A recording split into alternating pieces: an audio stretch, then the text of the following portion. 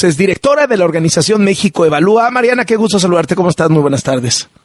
¿Qué tal, Carlos? Muy buenas tardes. Mariana Campos, vienen elecciones de jueces, magistrados y ministros. ¿El narco va a poder poner jueces, magistrados y ministros? ¿Van a tener dueño jueces, magistrados y ministros? Todo indica que sí, lamentablemente, Carlos. ¿Dónde ven ustedes los mayores riesgos? Mira, Carlos, nosotros a partir de 4 factores identificamos el nivel de riesgo que tienen 19 estados en donde vamos a tener elecciones.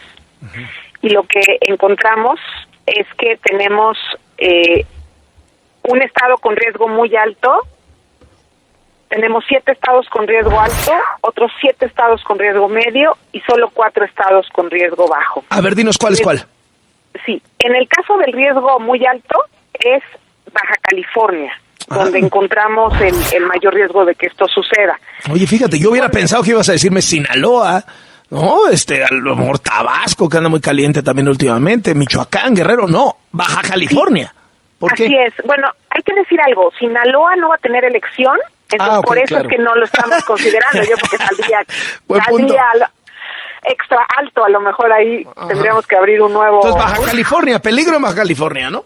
Sí, Baja California. Y esto ahora, ¿el peligro es de que los narcos compren jueces o de que no pueda llevarse a cabo la elección o de que maten candidatos? ¿Cuál es el peligro que ven en México, Evalúa? No, el peligro, y esto está hecho a partir de factores de riesgo que puedan propiciar violencia político-criminal, es decir, que pueda haber amenazas a candidatos, que pueda haber incluso asesinato de candidatos, y esto con el fin, claro, de poner a sus propios jueces, a tener controlada esa toma de decisión. Y esto es algo que hemos visto ya en México, no obviamente con jueces, porque apenas se van a elegir por primera vez, pero con otro tipo de cargos y funcionarios a lo largo de los años. ¿Cuáles son los 7 de riesgo alto y cuáles los 7 de riesgo medio? Sí, en el caso de los de riesgo alto tenemos a Chihuahua. Lamentablemente está ahí Chihuahua, que es pues yo creo que un estado muy importante, Tamaulipas, Veracruz, Tabasco, Quintana Roo, Michoacán y Colima. Okay. Y las que tienen riesgo medio es Sonora, Nayarit, Zacatecas, San Luis Potosí, Estado de México, Ciudad de México y Tlaxcala. ¿Qué se puede hacer para evitar que los narcos tomen control y aprovechen de esto? Bueno, es súper importante que especialmente en lo que son las entidades de riesgo, bueno, en Baja California, que es la única que está en riesgo muy alto, y las de riesgo alto, especialmente en estas haya una estrategia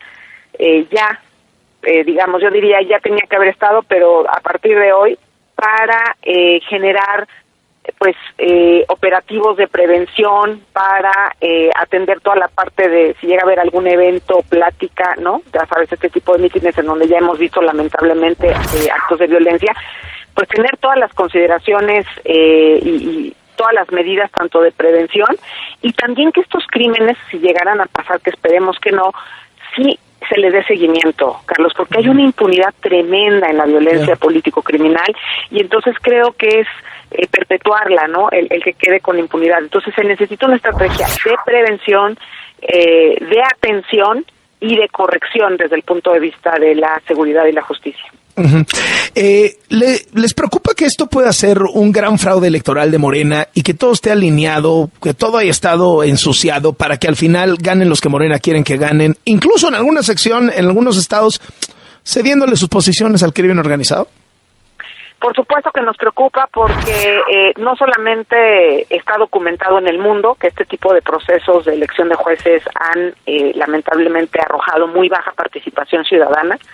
Entonces no tendríamos por qué pensar que en México va a haber una alta participación, no solamente porque son muchísimos candidatos en los que una persona tendría que pensar, sino porque también tú sabes que no ha habido información, en mi opinión, en los procesos de selección, pues contundente sobre los perfiles. Entonces yo creo que hay todos estos riesgos, y dentro de estos riesgos, el más grave es que el crimen organizado pueda obtener posiciones, y más grave aún a través de violencia y de asesinatos de candidatos. Sería verdaderamente lamentable.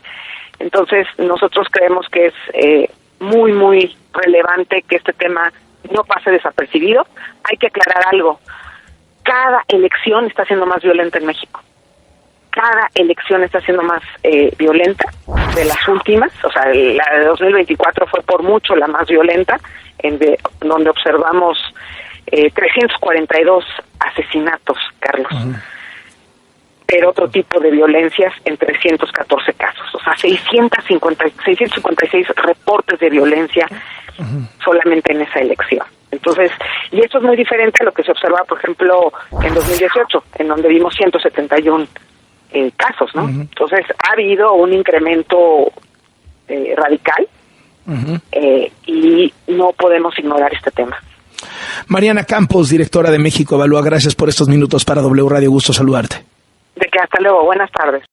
Se están dando con todo, las ministras obradoristas que quieren ser presidentes de la Suprema Corte.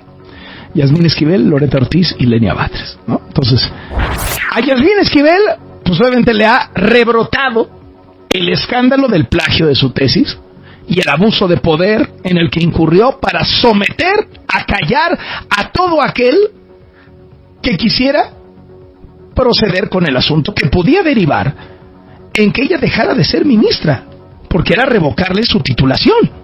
Y pues si no tiene la licenciatura en Derecho, no puede ser ministro de la Corte. Y entonces con la multa multimillonaria, millonaria, 15 millones contra el exrector de la UNAM, Enrique Grau, y los escándalos subsecuentes, las acusaciones de plagio, el que quedó muy acreditado contra Yasmín Esquivel, que Yasmín Esquivel impidió que la UNAM se pronunciara usando argucias legales. Pero luego la jueza denunciada por Sheridan, la maestra denunciada por Sheridan, no, escándalos, ¿no? Bueno, Yasmín Esquivel. Luego tiene usted a Lenia Batres, ¿no? Que le han tundido por ignorante. O sea, la han exhibido sus propios compañeros ministros e incluso las obradoristas, que no quiere trabajar, que se quiere ir a la campaña, que miren ustedes qué ignorante, que miren ustedes, y toda suerte de insultos por ignorante. Y ahora le salió el expediente a la tercera, a Loretta Ortiz. Resulta que Loretta Ortiz y su yerno Abel Chávez Salinas son investigados por la Securities and Exchange Commission de Estados Unidos, la SEC, la autoridad financiera.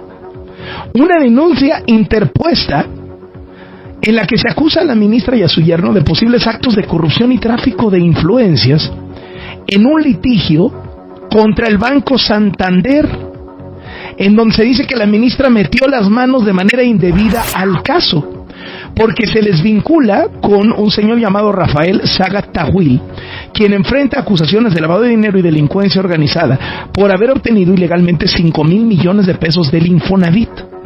Saga Tawil también ha sido vinculado a un litigio con Actinver, en el que la ministra Loretta Ortiz anunció su voto a favor de Saga, a pesar de que había la sospecha de una transferencia ilegal desde un fideicomiso a las cuentas personales de Saga. Y ahora pues se supone que hay, imagínense lo que estamos hablando, la guerra de lodo a todo lo que da. Y ahí va avanzando la reforma del Poder Judicial, ¿no?